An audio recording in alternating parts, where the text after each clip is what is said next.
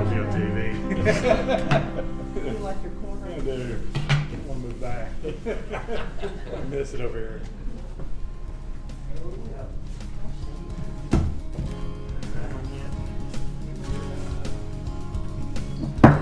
Let's call the Operations Committee to order, please, for January 13, 2025. We'll start with a prayer by Commissioner Wandell and then the Pledge of Allegiance by Commissioner McCain. Please stand. Let's go to the Lord in prayer. Heavenly Father, we again thank you for this day you've given us.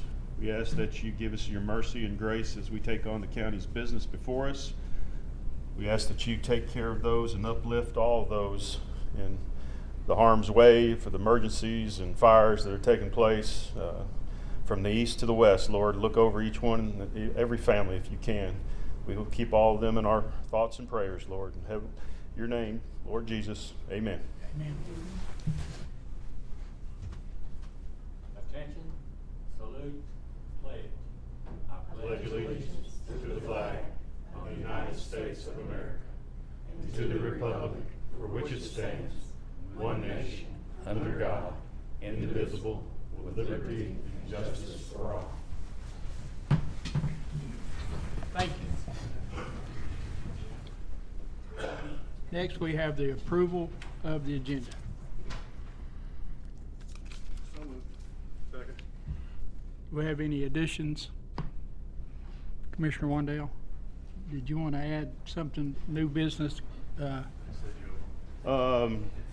Yeah, maybe that consent Agenda discussion. Okay. All right. I wanted to add just a discussion on the planning, the zoning resolutions Okay. about planned unit developments. All right. What do you want to put that in our new business? New business is fine. Okay. Courthouse, in God we trust. Okay. Okay, we have a motion as amended by Commissioner Foster, seconded by Commissioner McCamey. All in favor say aye. Aye. Any opposed? Motion passes. Next is the approval of the agenda. Appearance of citizens. Unless there's someone in the hallway. We'll move on. Next is a presentation discussion of Oilfield Settlement Task Force.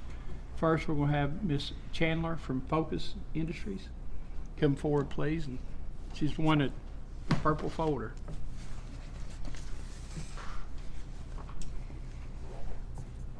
Hello, my name is Tanya Chandler. I'm with Focus Ministries. We are a nonprofit organization in Knoxville, and we have been working on expanding our program into Anderson County, and that's why I wanted to come and introduce myself to you all. We are a nonprofit organization who minister to women of incarceration. We serve in multiple county jails and one prison, Bledsoe, but a lot of our ladies have been coming from like Roane County, Claiborne County, and Anderson County Jail. So therefore I felt like I need to get in here and let you all get to know a little bit about our program and what we do. We would love to expand in Anderson County as well. I'm from Anderson County, went to Clinton High School. This is my heart. It's my family's being raised here in this place. So I wanted to come and introduce myself and let you all know that we are growing in Anderson County, and I'm grateful for that, grateful for the opportunity. We started out with one class behind the walls. We go into the detention facility out here, and we are now teaching 4 classes. And so we have been able to increase our ministry partnership there in Anderson County Jail to around 108 ladies in our reentry department. So we do have a residential home on East Emory Road that we have beds for 12 ladies to come and to stay there, and it's a 9 to 12 month program, which we would love to expand. We have currently around 36 ladies on our waiting list, and we have about 5 at this time from Anderson County in our home.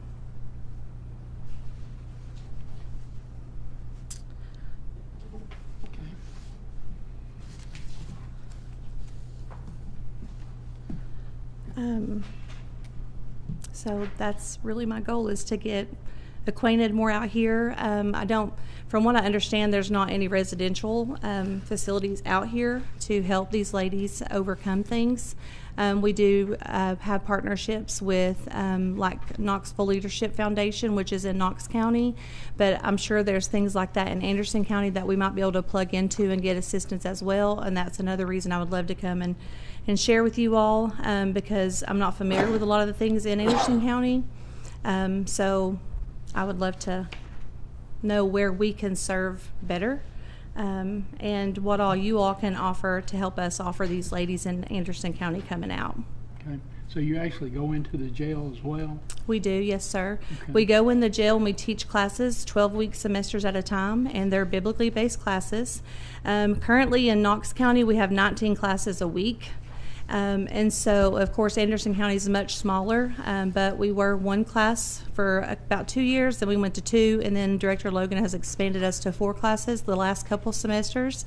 So we're starting to reach more ladies, which is awesome. And then when they hear about our reentry program and they feel the love that we bring into the jail, they're starting to come to our home. And so that's basically the goal, is to help them get into the home because it's a safe environment. We have lots of structure. We only allow them to come straight from incarceration to the house, straight through. They cannot have any other stops because we believe in going from structure to structure. We do random drug screens. They have case management. We help them do job readiness to get jobs of employment. We help them pay all their court fees, get their dental work taken care of. We help them be a successful citizen again in the counties that we live in. And so that's our goal. We help them get their license, help them get their get cars back on their feet to where they can live successful lives, be the parents that God's created them to be as well. So that's our goal. Where does your funding come from now? We get some state funding, but we write a lot of grants, and that is something that we are currently working on, is expanding our grant department. We're a small ministry. We're like $400,000 a year, and so I'm new to this position as well, so forgive me if I'm a little nervous. So I think last week we hired a grant writer, and so she's actually doing like a full calendar year for us to help us so we can expand. So right now we do have some individual donors and some church partners that we have, but again, I've had a hard time getting in Anderson County. So that's something that I would love some help and support with as well, getting some more church support from Anderson County as well. Yeah. Mayor, who's doing our outreach now? That we used to have some lady from the county that did that with the inmates. Do we still have somebody that's doing that? Yeah, that's what she was referring to, Yeah. Lucretia. Mm-hmm. Yeah, that's the name. Yes, so she does the inmate, I forget her official title. It used to be, the program started out as Alternatives to Incarceration, but then when we put it in the jail.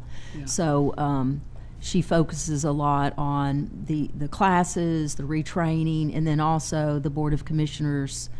You all passed a resolution to do that next tier with the state of Tennessee that enables more funding for the jail to do some evidence-based programs. So Lucretia Logan is her name.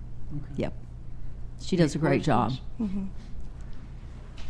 Any questions, Ms. I have Chairman? some questions. I just wanted, so I'm looking on your sheet here, and I just want to know, what is Hannah's, what you have listed here, what's Hannah's Gift, Free to Grow, what does CBT stand for, and just explain the Bibles, what you're getting. Yes, those are classes that Director Logan has approved for us to go in. So Hannah's Gift is a series of books that are designed for incarcerated women. Oh, okay. And so that Hannah's Gift is actually a parenting class. So the judges really like that because it's teaching them a biblically based parenting class, basically, on the book of Hannah. Well, the story of Hannah. Okay. Yes. And then Free to Grow is a 12-step book that helps with the 12 steps of addiction, and so that kind of walks them through the 12 steps with biblical based principles. And then the CBT is cognitive and behavioral therapy for criminal and addictive thinking, and that's one the judges really love to see our ladies take. Okay. And we also teach it with biblical principles as well. Okay. And then the Bibles, are those, are you doing like a Bible study plan? The Bibles that you all are purchasing for them? When they graduate, which is a 12-week program, when they graduate, we give them certificates showing their completion of the classes that they've taken. We take those into Director Logan, and she distributes it's a really nice study Bible. Okay. They basically earned it after 12 weeks because there's a lot of bookwork that's Okay. involved in these Okay. classes. Thank you for answering my questions. You're very welcome. Appreciate it. Any other questions, comments? All right, thank you. Thank you.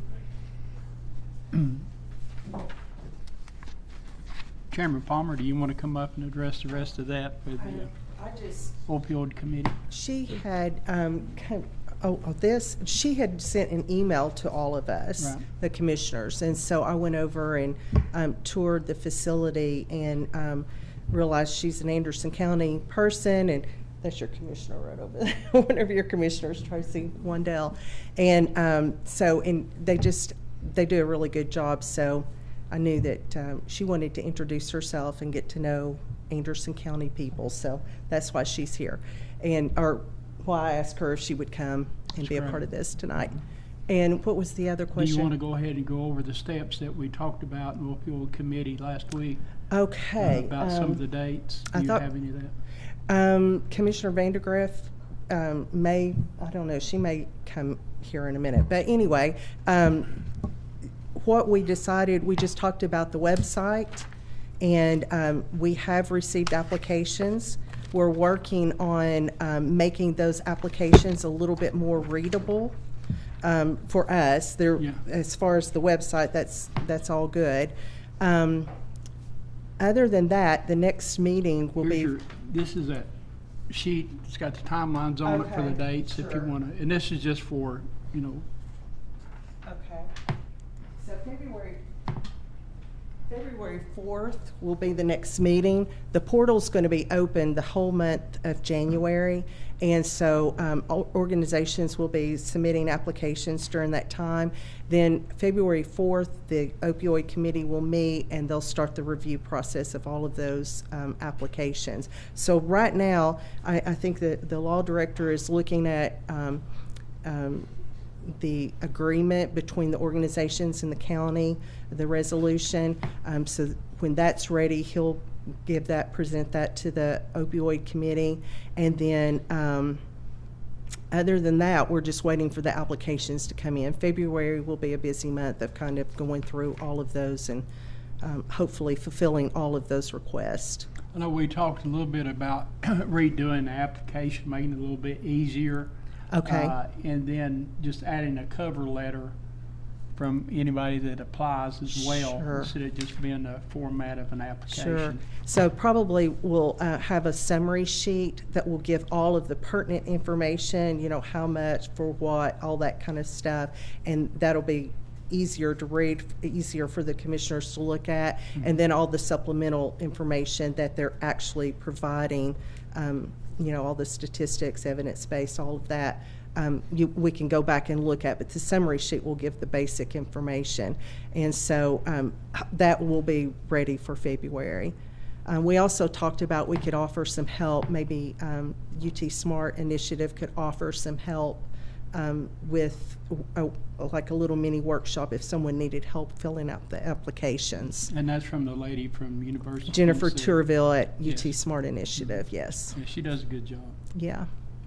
But I think right now we're just kind of waiting for the applications to come in and getting the word out. Annette was very good to send the press release to the organizations that they had identified. And and it's been in the paper and on the radio. Annette has been able to get that press release out to many different media avenues. So hopefully we'll reach everyone, all of these organizations. And And the maximum limit that they can apply for is 60,000, is that correct? 60,000 per project, but Per they can project. per project. Yes. Yeah, yeah. Okay. Any questions to Chairman Palmer? No, I'm not the chairman. Commissioner Vandergrift's the chair. Oh, she's the chair. Yes, Yeah, I'm you're the helping vice her, chair. yeah. Yeah. You do all the heavy lifting. Is that No, what you're no, saying? not really, no. she just is unable to get here sometimes, Yeah. so. Okay. So, thank you. All right, thank you. All right, we'll move on to the idea of consolidated E911 entity from the December operations meeting. Mr. Wandell, do you want to speak on that? I think the mayor was going to take that on and draft a letter, but I think we had other things come up, but Yeah, so on the letter, I did get the letter sent to Commissioner Lawrence, Department of Commerce and Insurance, as well as Assistant Commissioner Bell on Regional Fire Academy. On the 911 idea, I think my understanding was you all were authorizing me to just start working on it, so I am having conversations. I did have a brief meeting with Captain Owens. We're going to have a longer meeting to discuss it. E911 board is already working through this themselves, so I'll be also talking with them and then helping you, I guess as a committee, like what does it mean for the county? There are some, I guess, in Anderson County, we don't have a true consolidated dispatch. You all have been authorizing memorandums of understanding with Rocky Top, with Oliver Springs, with Norris, but Clinton still has their own dispatch. City of Oak Ridge still has their own dispatch. Whether we end up doing a true consolidation, I mean, that is something that would take a lot of discussion working with those other partners, but hopefully I'll have a bit more to report back to you next month. thank you, Mayor. Chairman, just for my stupidity and clarification, the process from the county commission side is we've supported this, but it will all run through 911. That is a separate entity that, I mean, obviously we fund the sheriff's department that Yes. handles dispatch, but City of Rocky Top, Norris, all that, they will work on that to make a decision. And then we don't even have final say over that, right? We just, You know, I don't know, and that's what I'm doing, and I'm going to work with Mr. Brooks on this as well. So, if we aren't truly consolidated, then we just continue to operate as we are with the MOUs with the agencies that we are doing dispatch for. And the commission does have authority there. So, for instance, what is that amount of money? You all have to sign off on that. That's something where the sheriff's department still manages all of that. In a consolidated system, the 911 board currently has staff, but their authorities are over the equipment, as you know from being former city manager. But the dispatch itself is managed by the sheriff's department. So, you know, really as it is, you do have a role in it. But once it becomes, if it becomes a true consolidated under statute, that's what I'm going to have to work with Mr. Brooks on. What are the requirements? And there are different funding formulas. So at that point, yes, it would come back to the county if 911 says, okay, here's what we're going to bill Anderson County. Who are we going to bill in Anderson County? Because they are going to have to generate revenue. Right. I mean, I don't know if it's possible under consolidation. Again, this is where working with Mr. Brooks would come in. Under consolidation, if you can just do some type of shared, you know, sheriff is still over the employees, I think they would come under the 911 board, and there's, you know, there's got to be a funding mechanism for them. So, Chairman, and that's what I thought from what our, you know, supporting of it, that looking to move it all under 911. They are 911 employees. They are just like, you know, like I said, when I was at the city of Rocky Top, we contracted with the county to do dispatching services, right. But we didn't. We were still getting funding for 911, and then we started moving our funding. We no longer got that funding because we didn't need the equipment. We didn't do. So they do have some funding sources. 911 does, with the, you know, that little bill at the end of your cell phone that has that 911 tax. So there's some money that does, but you know, is it enough to cover all the dispatches? Are going to be a share that the cities have to pay, the counties have to pay.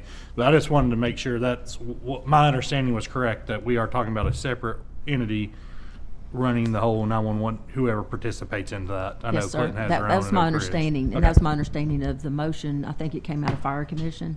Okay. That's correct. Just- Thank you. Yeah. Okay. Anything else? No, thank you. Okay. Next is mayor's report. Okay, the first item, Mr. Chairman, is I'm requesting a motion to authorize Anderson County Animal Shelter to collect a fee in the amount of $20 for microchipping of adopted animals. This would be a voluntary option for the adopter. Microchips being used are biocompatible glass microchips in EO sterile single-use syringes and are in accordance with ISO standards. PetLink is the chosen brand. This was one that came with the recommendation of Dr. Mark Garrett, who assists the shelter, and the fee is in line with other facilities that are offering the same service. Motion to approve. And then I have a question. Okay. go Does ahead. the $20 cover the cost of the microchip? I mean, Yes. Okay. Yes. Any other, Commissioner McCain? So that's the total fee, that's the total cost, $20? Yes. And it's only open to animals that we adopt out of the shelter? Yes. And so in talking with Damon about this, we thought we would start with a voluntary. I mean, it may be something that we want to move to making a requirement and then putting it in, it'll just be in the adoption fee. But we thought we would start with the voluntary just to see how it works. But it wouldn't be open to me if I wanted to bring my animal there and have it microchipped? You know, I don't know if we're authorized to do that. I mean, we could look into that. I think it'd be a good idea. There's a lot of people that would want that done, but they, Okay. you know, probably don't know that it's that inexpensive. I mean, I would have thought it would be more than that, the actual cost, but if the county's recovering, you know, the total cost, then I don't see why it wouldn't be open to any Anderson County resident. Okay, I will work with Mr. Brooks and check into that. I know the city of Oak Ridge does offer that for their citizens to come in and get that service done, but I know sometimes city municipal law is different than county, so we will check into that. Okay, thank you. Good idea. Chairman, I have one more question, Go sorry. ahead, Commissioner. Do we know, like, I thought it was going to be mandatory, and I'm okay with that. But are other places making it mandatory? I mean, do like other shelters, when they do it, I think. I like the idea of making it mandatory. So I think my understanding is that several do, and for instance, I think Young Williams, every animal that they adopt out is microchipped. And so, I mean, and we know that because many times we'll actually get some of their animals that come, you know, when we scan them or, and then Damon used to work there. So, yeah. Okay, motion was made, Commissioner Foster, seconded by Commissioner Capshaw. Any other discussion? All in favor say aye. Aye. Any opposed? Motion passes unanimous. Okay, the next item, last month I put this on the agenda just as a presentation only so that you would have time to review the proposed revisions to our stormwater resolution. Leanne has been out for a couple of weeks, so I did not get the introductory paragraph, which I did put in your agenda. That will be added to that larger stormwater management plan that I distributed last month, as well as this packet. And all that those introductory whereas, all those are the reference to TDEC and the Water Quality Control Act that sets the stage for our requirement to have this stormwater resolution. So the only other thing that would be added would be the signature lines for commission chairman, the county mayor, and the county clerk. We are also required to have a certification that Mr. Brooks will be doing. I forget what that's called, a solicitor's certification. And so he'll be providing that. So I am requesting a motion to approve this resolution, and I'm happy to talk about it. We did have a public comment period on Thursday. Jason Mann, who is our highest level stormwater management engineer and consultant, he was there on hand to answer any questions, put the map on the screen and all of that. Then also we had an error in one of the media outlets, so I did stay downstairs today just in case anybody came to be able to take comments or get questions, and no one came.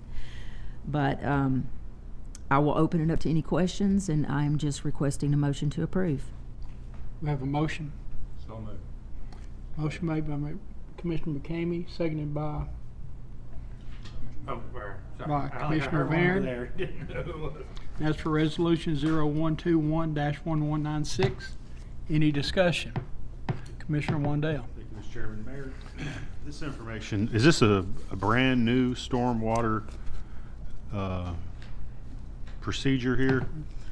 So there are a couple of things that are new in here. So this would revise our 2014 stormwater resolution. We are required to have these revisions made. It's one of those things we're getting an adoption, but we're required to do it. The major changes are that there will now be some permanent requirements. So for instance, if you have to, as part of a development, and this only applies to 12.84 square miles of Anderson County that's under this MS4 permit. If there is a detention pond, for instance, that's required, these long-term management plans will have to be reflected in a deed. There'll have to be ongoing governance, so it can't be something like you sell the property and then the next owner doesn't know what to do. You're also required to have in this particular, that urban area, again, that 12.84 acres, to engineer stormwater control measures.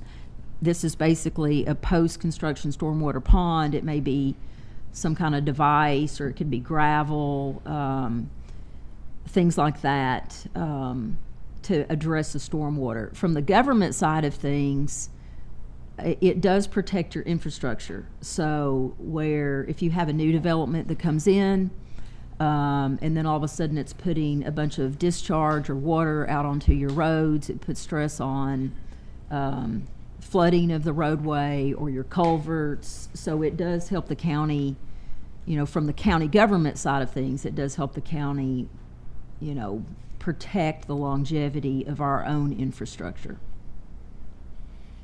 So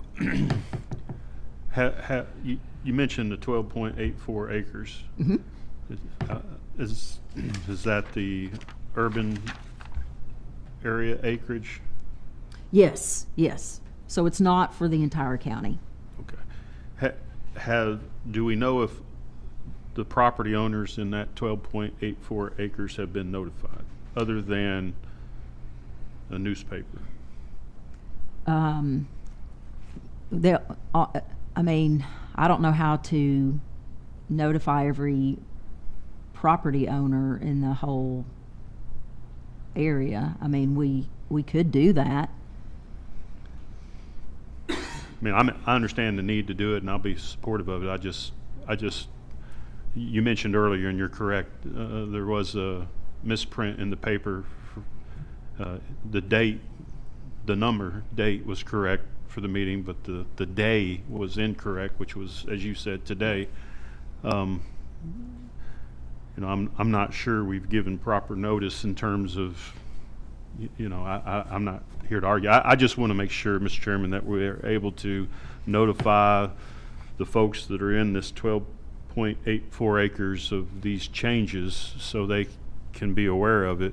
But I don't want to hold it up. Is there a deadline for this or something? We can certainly put it off another month. That's fine. I did bring it last month, and we did talk about it at this particular meeting, and that's why I put it on for 30 days in advance so that there'd be plenty of time for it to be out there and people to review it. I did not ask operations to approve it so that, you know, it could sit out there, it could percolate, it was on the agenda, the document was on there. We put that on the website just to give it plenty of time, but I'm absolutely happy to wait another 30 days. It doesn't matter to me. Mr. Chairman, do we have the ability to maybe get that map that's attached to this? I know Mayor referenced it's out there, but is there a way we can make this where individuals can go in and click on that map and take a quick look at it and see if it affects them? Yeah, we can do that. I mean, I don't know if we can do, like if, I don't know. I don't know. I can ask. Because it's the yellow area, the way I see it. Okay. It looks like the yellow area just north of Clinton, Yeah. and then some just right outside of Oak Ridge. Is that what you're seeing? Brown area too, right? According to the legend, is the 2020 urban areas, and this was 2010. This was based off the census of 2020. So, if I'm reading this correctly, the yellow highlighted is areas that's affected with the 12 miles. Is that correct, Mayor? Yes, it's actually been reduced just a small amount Yeah. instead of expanded. So, I can't tell, Mayor. Is any of this in Claxton?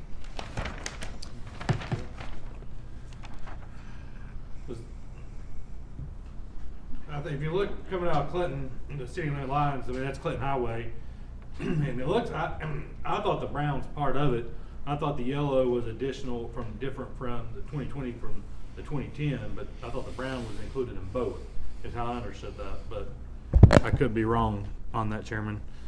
But yeah, I mean, there is some coming in. From what I can tell from the map, there's parts coming into Clinton from both sides of Clinton and then in Claxton. And I'm only, saying with 12 miles additional would just, I wouldn't think that the brown would be included in that 12 miles. Well, and this would only affect people that make changes to the property on development. If your current property, if you go to sell it or I want to develop and may put a subdivision in it, then you have to comply with the permitting. It doesn't change anything on your current property unless you do something to it that would be a development. Okay. and I'm happy to put it on next month, and I can have Jason come and we can put the mapping up on the screen He and did answer a any wonderful questions. job. Yeah. So, yeah, you were down there. Yeah. So, Yeah, I so apologize. whatever makes you comfortable. I mean, again, I'm not. I think it'd be real good to have him come because he did such a good job explaining and he knows the areas, Should like we the back have them of come to the operations meeting next month and I think so. then we can just vote it up? Yeah. And that give people, if there's anybody out there with questions, they could dig into it in the next 30 days or so. Yeah, maybe we can put it in the paper again, with this map. Yeah, and I appreciate you, Mayor, being down there tonight, making sure no one showed up. I mean, it wasn't your fault. So we want to do a motion to defer?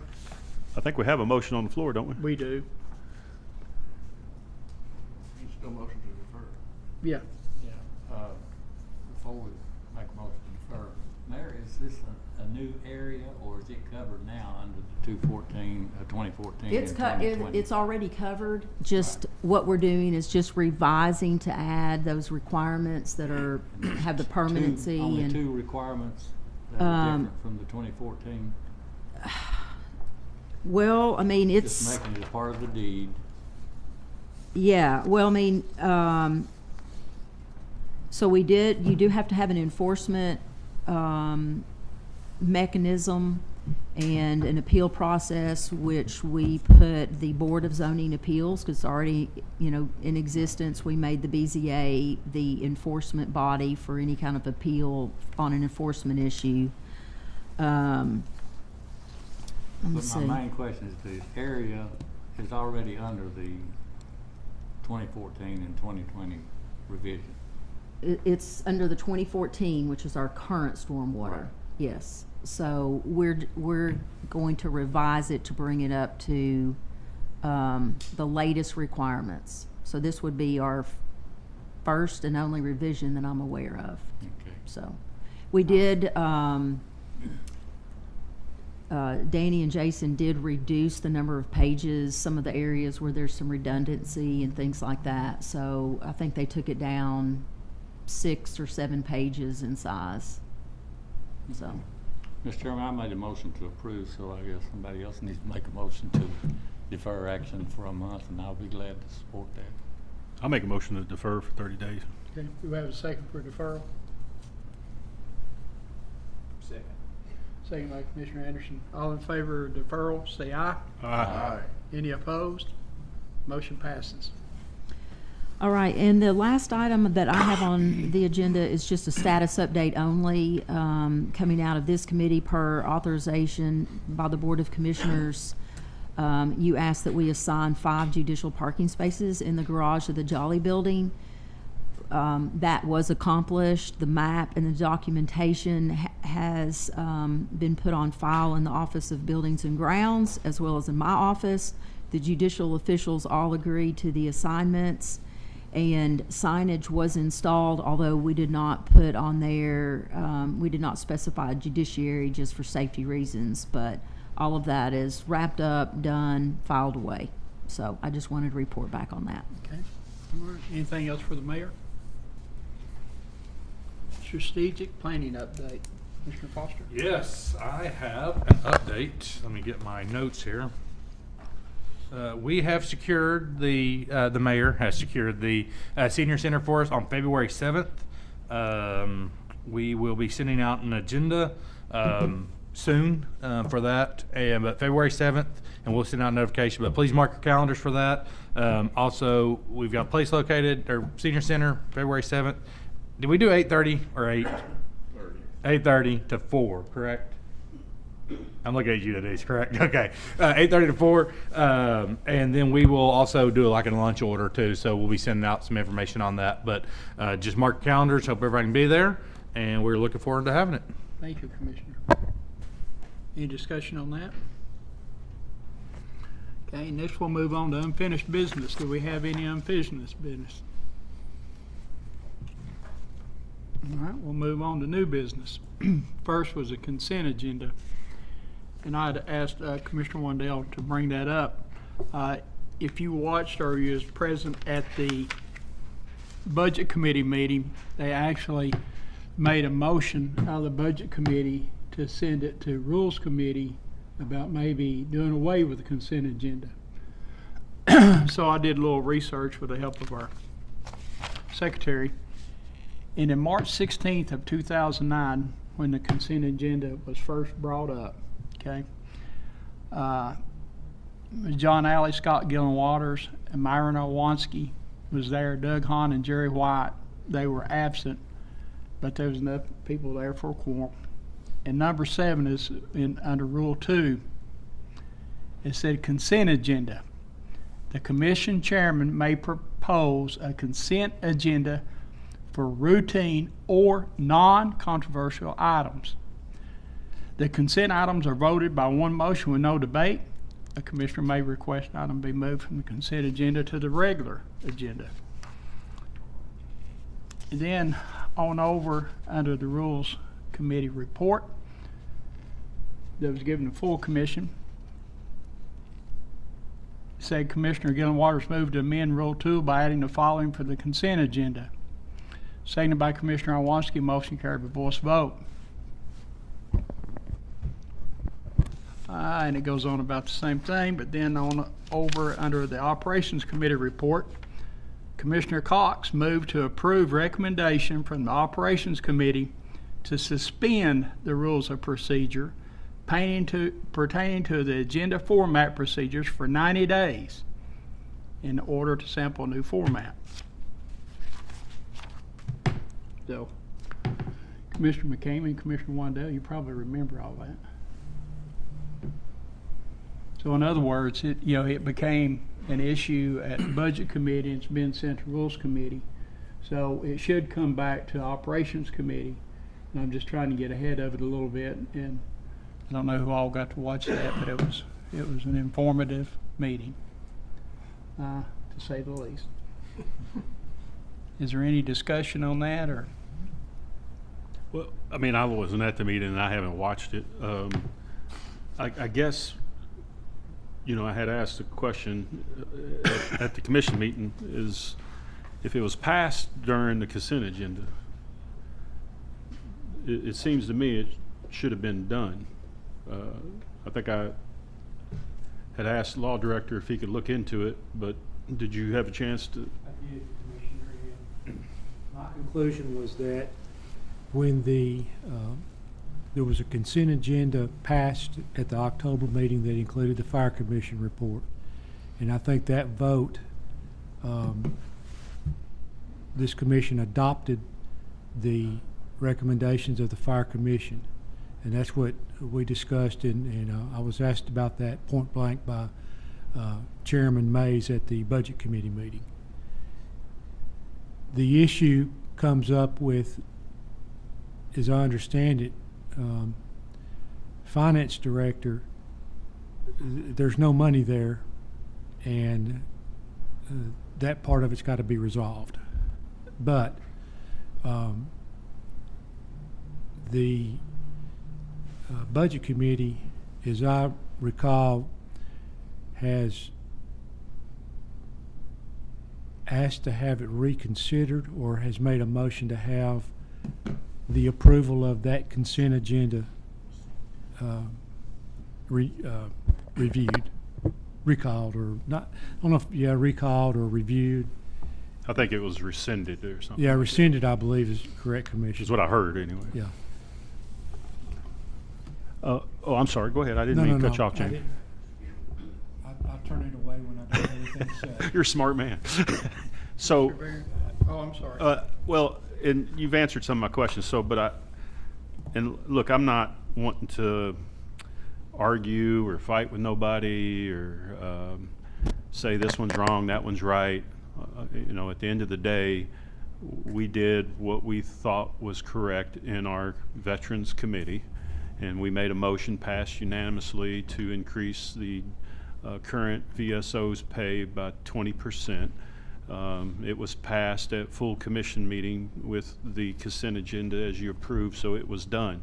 So it makes me wonder, if you're rescinding it, that tells me then now you're going to rescind a motion that was passed, and it tells me even more so that it should have been just enacted and paid. And to your point, you're correct. You got to find the money, but that's the case with anything in this business. You have to find the money. We didn't make a recommendation for any specific code. Obviously, there's funds in the county that we could make allotted for it, whether it be funds left over from ARPA or undesignated fund balance. And that's not your job, Mr. Brooks, to determine that. But I do appreciate you giving me the answer. My interpretation is it did pass in the regular commission meeting, and now it sounds like we're trying to, through the Budget Committee, rescind that motion, which even brings up more questions in my mind. How does that work when this full body passed it in the consent agenda? So I guess I'm just lost. Thank you. Well, you know, they did a good job and had a long discussion about how to handle that, and that's why they're sending it back to the Rules Committee. I just want, you know, this committee to know, you know, what's going on. Commissioner Barron? Yeah. During that long discussion and everything, nobody brought up what I thought was the obvious thing, is that all we need is a budget amendment saying that we want to do this and we're going to take the money from here. You know, whether we take it from the $171,000 interest we just have accumulated, or whether we take it out of the general fund or whatever, but nobody brought that up to question it at all. I mean, I was thinking, you know, if we need a request to do a budget amendment, do we need to get the Veterans Advisory Committee together again and do that to make a budget amendment and then send it to the Budget Committee?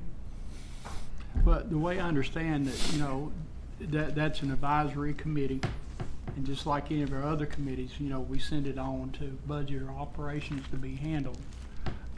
And I think that's probably the steps that they're trying to do now.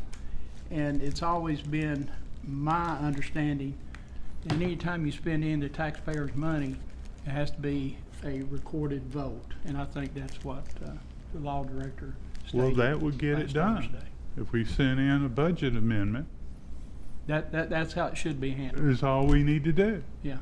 you know? You know, the whole purpose of bringing this up is just, you know, to let people know what we're doing and what we already have. You Yeah. know, what's already been agreed on back in 2009, Yeah. so, Chairman, whenever he's done. you done? No, that's all. Okay. And so I just, for the law director, I'd like clarification. What authority do these advisory committees have? So, because if that advisory committee passed a raise to someone and we approved it through the consent agenda by approving the minutes of the meeting, then I know for a fact there are other committees that have done the exact same thing. I will use tourism as an example. We passed the committee, we sent it to budget, but then the full commission approved the minutes. They didn't go except for that action item. So I would like, you know, as you're getting your legal opinion when you get it to us, just what authority do the advisory committees have, and do they have the authority to give raises without going through budget and or one of our standing committees? I understand, like Rules Committee is a committee made up of commissioners, other commissioners, and we have sent action items and it went through the consent agenda. Is that the same rules for the advisory committees that we put together? And so I'd just like a little bit more clarification on that. Maybe you have clarification on that, but there are other committees that have done the same thing. And what do we do we go back and start paying all those people too that we've given raises to, or whatever that committee did, or the animal shelter committee that we abolished? They made a bunch of recommendations that sometimes probably went on the consent agenda because we approved the minutes. So I'll shut up and let you listen No, to what you have to say. I have been asked to look at that very issue. Okay. And I don't have an answer as I sit here tonight. Thanks. That's all I got. Commissioner McCain? So the budget committee made a recommendation to rescind the county commission's vote. Is that what happened? Yeah. Well, this commission, not the budget committee, is the only one that could rescind. They can recommend, but they can't rescind it. No, Budget no, commission, they're no. recommending it to the full commission. Yeah, it was forwarded full commission. to With the take it- recommendation to that it be rescinded. Yes. And that takes, what, a 2/3 vote to rescind? I think, Mr. Chairman, being there at Budget Committee and also speaking on the issue, I think that was just an effort to try to procedurally, because of a difference of opinion between did approving the consent agenda mean that was approved? Because there's also the opinion that a budget amendment, especially for a payroll code major line item appropriation, requires a roll call vote. And I spoke on this myself. I think if you have an action item like that coming out of a committee, whether it's a full committee or an advisory committee, it should go to the appropriate committee for action. But that's just my opinion. But I think the rescission was not making a statement. It was just trying to unravel, okay, we've got difference of opinion. We've got some that view it as putting it in motion. Let's just undo it for those, and we'll start over. And we'll go And through do the it the right correct process. We'll go through the correct procedure, which would be taking the advisory board minutes, sending them to Robbie, asking for a budget amendment to be put together, and then it goes through budget committee. So that there was no remaining question. It doesn't necessarily, I don't think the intent, being in the audience there for that vote and listening to the members speaking, I do not think the intent at all was to make a vote one way or the other on how they were going to vote on the amendment. It was just to try to procedurally clear up, since there was controversy, whether that was approval or not. I agree The with that. recommendation to the budget, to the full commission was to rescind our previous action on the consent agenda item. Yeah, and then just let the advisory board bring the budget amendment at in February. That was my understanding. Was that Was that what you thought they were doing? That was my understanding. When I spoke to the issue, I'd used the term void versus voidable as far as the action of the commission, and I thought it was voidable, but because commission passed it, it was passed. Now, that was in the context of not looking at the legal authority of the advisory committees, but that was my opinion at that time. That's my opinion today. I certainly think because you've got this outlier with the budget, they're just trying to get it back and get it, let's go through and then do the, well, it's whatever the commission's pleasure is, but if it gets to the vote, then you do the roll call vote, which is required and is in the rules, and that would take care of procedurally and substantively, and it could be retroactive to whenever you say. But that's commission's decision. Okay. Anything else? I agree that the consent agenda needs to be, we need to keep it. Mm-hmm. But at the same time, I don't think we ought to have any action items on the consent agenda. I mean, it plainly says it's for routine items like the election of notaries and things like that, usually there's no controversy about it. But and that's what it's always been. And that was sent back to the Rules Committee? Yes. Okay. Yeah, it's going back to the Rules Committee. Well, like I said, I'm in favor of keeping it because I don't want to have to vote on every notary that comes along. It's a list that long sometimes. Yeah, it's a long notaries. list, and every one of those have to be read. Yeah. So if it's on the consent agenda, it's done. But and the minutes of committees that doesn't have any action items, should be on the consent agenda if there's no action items. Exactly. But if there's action items, then they need to be on the full agenda, regular agenda. Commissioner Wendell. Thank you, Mr. Chairman. Commissioner Foster brought up a couple of comments, but the difference between the animal shelter and the Veterans Committee is broken down by the bylaws for that committee. The bylaws for the Animal Shelter Committee was make recommendations to the mayor. She would have 45 days to take action. Then it was to come to this body to take action if the mayor did not take any action. We can argue that she took action on 95% of the items. We could argue that she took action on 5% of the items. It doesn't matter. We abolished the committee because it wasn't working. And that's why we're here today. And Veterans Committee, fortunately, is a lot different. It seems to run pretty smoothly. This body steps up, and the mayor, and helps the veterans officer.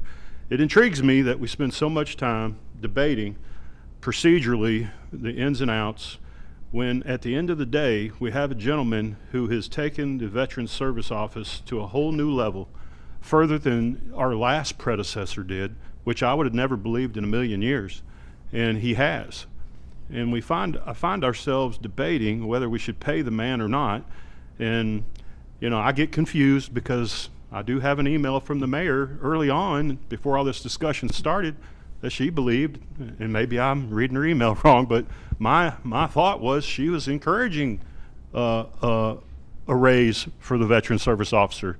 But the last meeting, she was very clear she didn't think he needed a raise. So I get mixed signals there too. So my hope is that 15 commissioners will find a way to support the Veteran Service Officer, who is in fact supporting all the veterans in Anderson County and surrounding counties for that matter, and has generated roughly $6+ million of new revenue to this county. So whether it's 20%, 50%, it's 20. I think the man deserves it, and I think we'd be lacking if we didn't take care of the man. Thank you. Commissioner, what I took out of the meeting was there was full support of our veterans officer. I mean, everybody supported him. Well, it was more of a procedural thing to try to get that ironed out to do it straight. That's the way I took it. Any other discussion? I did want to, just since my email was referenced, I did support when Mr. Nation was passed a certification, his increase from 47.5 to 50, but And then I supported him taking his assistant for 30 hours to 40 hours and her increase in pay. But that's the only increase that I have weighed in on.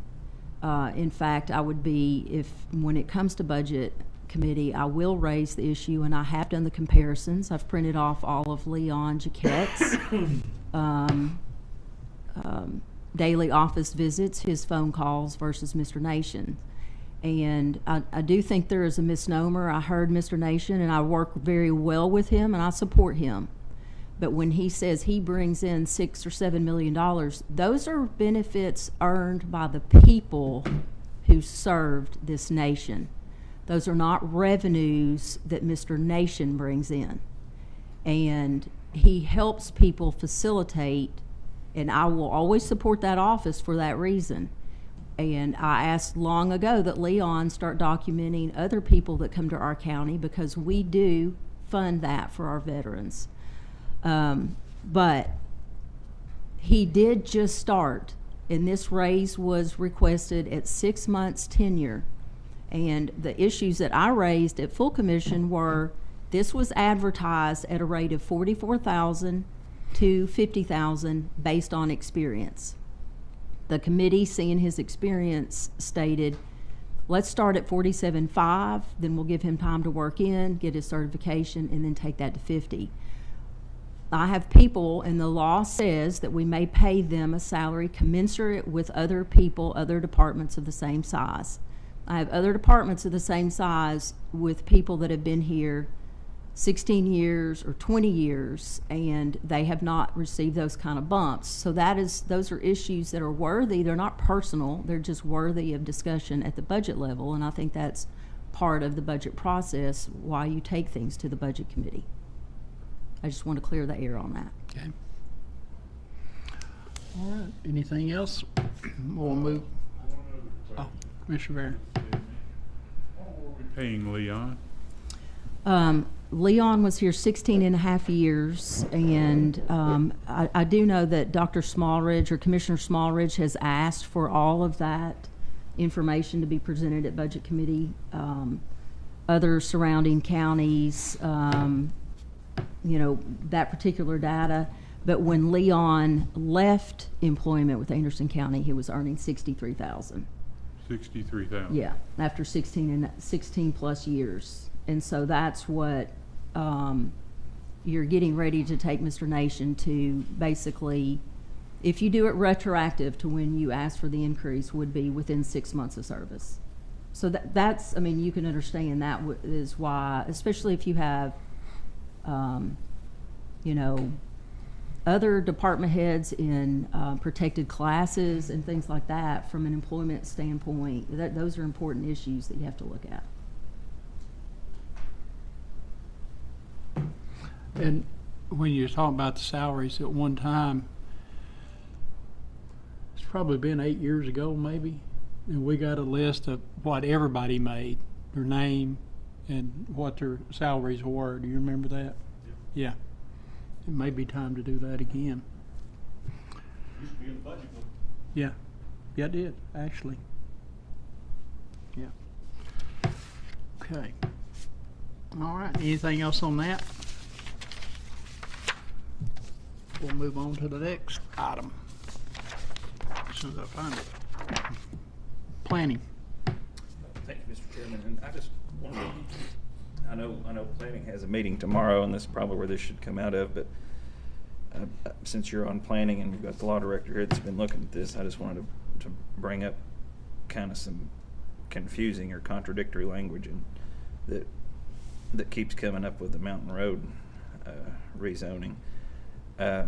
Section 45-110 of the general zoning section, there's a clause T, and that says that PUDs must meet subdivision regulation standards and all roads must conform to subdivision standards. So there's clause T, and then there's also under section C, item 3, that spells out the planned unit developments. It gives the the minimum subdivision size lot of 12,000 square feet, but then it also says, it also goes down to the minimum of 7,500 square feet in the same lot. And I know that the proposed zoning changes that are coming up are going to kind of clarify some of that language, but maybe the law director wants to jump in. Is that kind of one of the issues we're seeing on the BZA with granting that special exception? Is what's the minimum going to, which minimum's being followed? There is a minimum for A1, which I believe the property you're talking about is A1, but there is a provision in the zoning resolution about then if it gets approval as a PUD, then that drops the square footage of the lot down from a half acre to 7,500 square feet, I think. And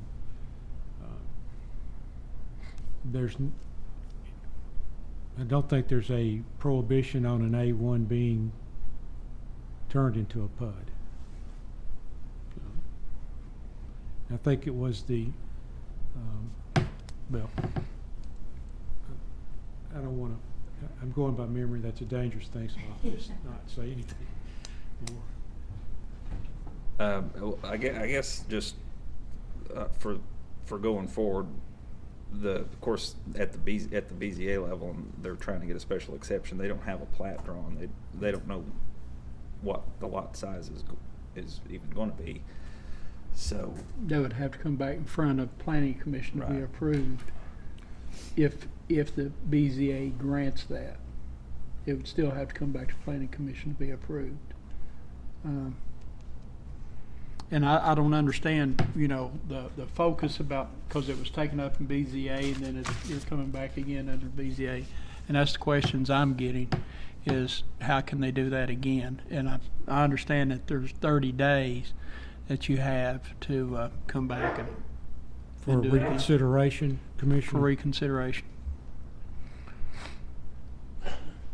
I know that is on planning, but I'm not sure about BZA. So far, from what I've read, I didn't see that in their mandate. I'm not saying that's wrong or right. I just haven't seen it for the BZA. I mean, it makes sense. Okay.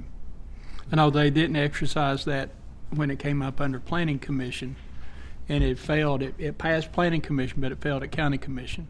So then they took it to BZA, and then it was a tie vote, which they Which lost. means it failed. Yeah, it failed. So, but that's the questions I get, and because these same people that will fill the courthouse up tomorrow night, fill this room up, they call me and wanting to know, and I really don't know what to tell them, other than just come on in.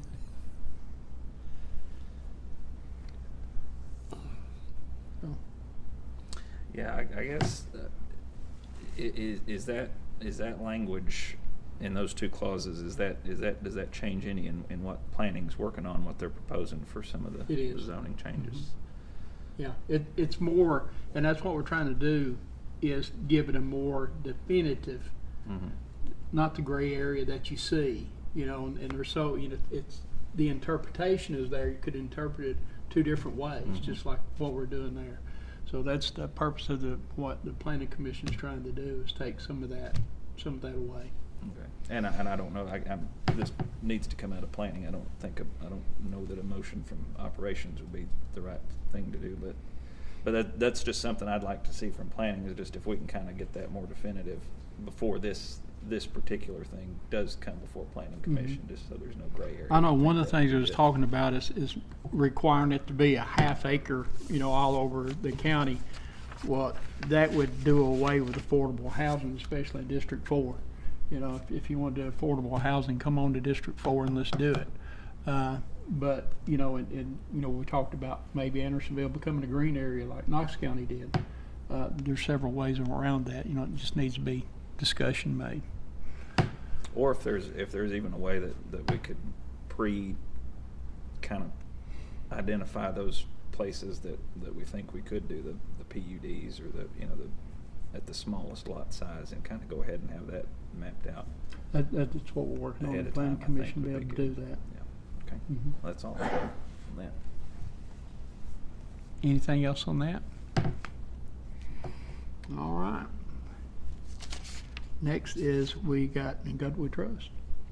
Yeah, Mr. Chairman, a few years back, we voted as a commission, and my memory serves me right, it was a unanimous decision to place the In God We Trust over all the courthouse doors.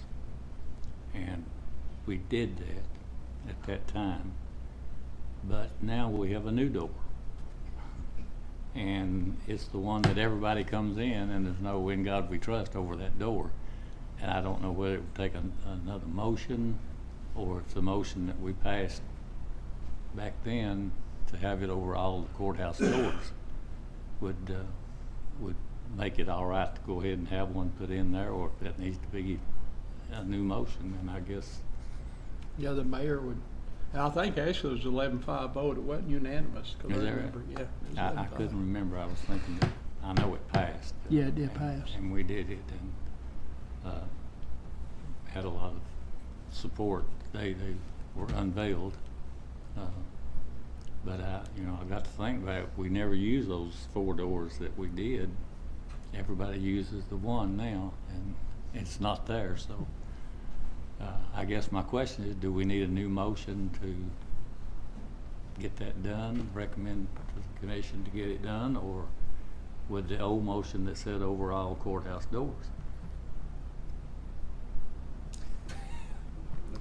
You're up. Okay. I'm not going to try to dodge it. There was a finite amount of doors when the motion was passed, but it did say overall entrances. Yeah. Over the entrance doors, I think, is the way That's what it did. we worded it. And The entrance door. yeah, so now we have one entrance door that doesn't have it. So I mean,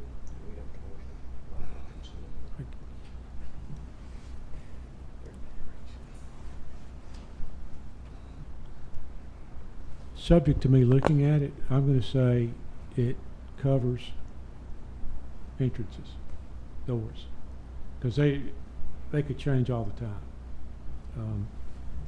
That sounds like that's the intent, but we've got a file on it, and we'll give. Would you like something in writing on that? I imagine. yeah, just if you don't care, just I don't care a have it bit to. before the full commission meets, Next Tuesday. because I can make a motion to refer this to the full commission for Mhm. further discussion. Mhm. Not taking a position on it here tonight because I don't really know. It would be according to what the old motion said, and then we After could- law director's research. Right. You want to make that a motion? Yeah. Okay. Got a motion, to have a second? Second. Seconded by Commissioner Foster. Discussion on the motion. All in favor say aye. Oh, I'm sorry. One question. Hold on a second. I think the original signs, that was privately fundraised, right? Was that from donations, and then we put the signs up? But That's correct. so maybe if we could just find that out, how to go the same route as far as if we need to get a new sign or move a sign or something, just if we can go back to that original source for the donations. But yeah. I actually remember the major contributors to that. So, okay. Well, Any I other? I think the person that asked me to bring it up would support that, would pay for it, I'm sure. Mhm. Okay. Any other discussion? All in favor say aye. Aye. Any opposed? Motion passes unanimous. Do we have anything else to come before this committee? Anything else Commissioner want to do? Thank you, Mr. Chairman. Just an announcement. I would like to encourage all the veterans who might be handicapped, have a hard time getting into this courthouse. Our veterans officer is meeting every Wednesday now at the Oak Ridge location off Emory Road out that way. So We're seeing much more traffic out at the Oak Ridge location because it's easy to get in, handicap accessible. It seems much easier. So I just encourage those who might have interest in talking to the Veteran Service Officer to just come on out to the Oak Ridge location on Wednesdays. Thank you. And the Veterans Breakfast has been changed to date. Is that correct, Mayor? Yes, it's this Saturday. This Saturday. Yeah. Okay. All right. Any other announcements? Keep in prayer. We had an accident at the Food City in Oak Ridge, and 2 family members passed away, and just asking for you all to uplift and keep that family, the Mitchell family, in your prayers. It was shared on the Oak Ridge Police Department what happened, and I'm sure people have seen the pictures, and just that was a real tragic accident that happened, and just to keep them Father and in prayer. daughter, wasn't it? Yes. Mhm. So Yeah, that's thank tragic. you all. And we'll remember them all in the prayers, please. Anything else? Mayor? Did you want me to share on the broadband? Yes, yes, yes. So just Sorry a little about status update from Highland Communications on their grant. They say they've completed the Anderson County portion of the build. They built 41.68 miles, passing 149 rooftops with this build, including areas like Graves Gap, Braden's Flat Road, Duncan Flats Road, Brown Flats Lane, and Beech Grove, to include Cameron Hollow Road, Cameron Hollow Lane, Beech Grove Road, and a few similar pockets on the following roads of Seaber Mountain Road, Val Mountain Lane, Thistle Hollow Lane, and a small portion of Briceville Highway. The general manager reports that they have already installed 25 customers, and they had an additional 23 installations scheduled for this week or next, depending on the weather. So that continues to progress. Mayor, do you want to share that text message that we got from one of the residents? Oh, you share. I got it on an email. So. Oh, okay. Let's see if I can find it here. And it's always good knowing that this is something that we've worked on, this whole committee, and Jerry Creasy, man, he was really instrumental in helping get this thing done. But when they can come back and tell you, see here.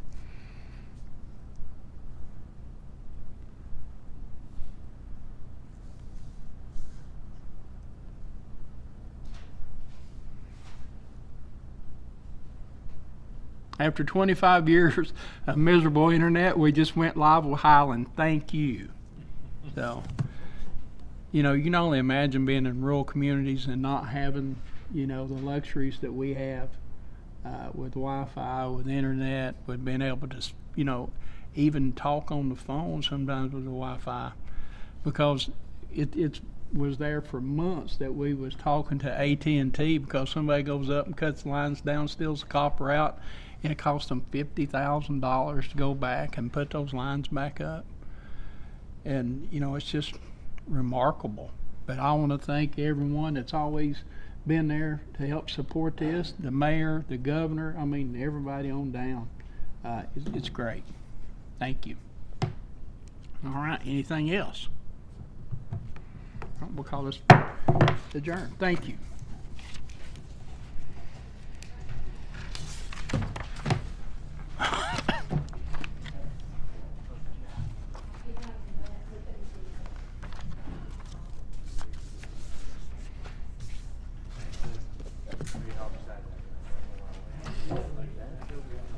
Annette, thank you so much for putting all this on paper.